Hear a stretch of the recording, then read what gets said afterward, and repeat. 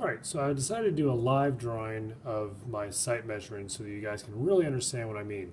Sight measuring is really done with a pencil.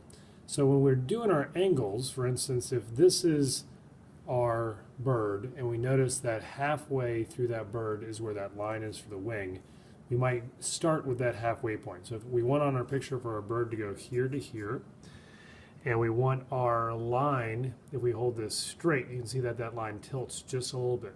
So right here in the middle of that bird, we're going to do this line. Sorry, my paper is sliding. Okay, and that's going to be the basic line where we decide everything for our drawing. We notice that if we hold the pencil vertically, that if we turn it this way, this is the angle of the wing. So we're going to put that angle right here. Okay, we can check that to make sure that the angle is the same. We check that this angle goes like that. We put that down like so. We notice that on mine, this is a little wider than that, so something is off, so we can check that. So here's that angle. You can see that needs to be a little bit more out. So you may even need to make changes even after you do your initial measuring. All right, you can see that the distance between here and here is a little bit more than the distance between there and there. So the bottom of our drawing is right here, and we can see that the bottom of where that fold is going to be here. So we can measure this angle and go like so. We can measure this angle and go like so. We can measure this angle and go like so. And it should all line up piece by piece. All of our angles should come together. We measure that angle and this angle. And one by one, this puzzle that we're creating of shapes should come together piece by piece. Try to measure as much as possible. Measure the tail, figure out where it goes.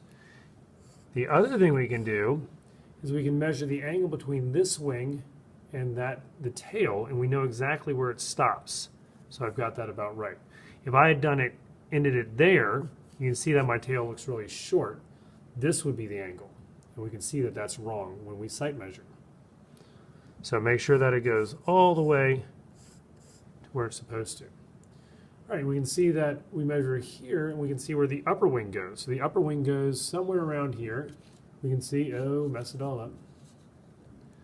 We can see, there we go. We can see that it's about just a little off from that point. So we can know exactly by measuring here and measuring here where that wingtip goes. See, that comes almost right to this point here. I think I have it a little bit, there we go, right there. Okay, and it goes just a little bit there. You can, if you wanted to, you can measure the angle to there, or you could just guess about how far up it is from this point.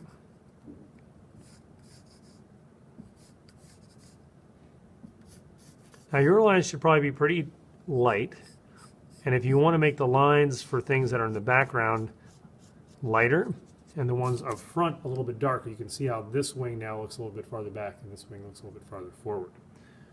All right, so we do the rest. We measure here. We know that that head comes out like so.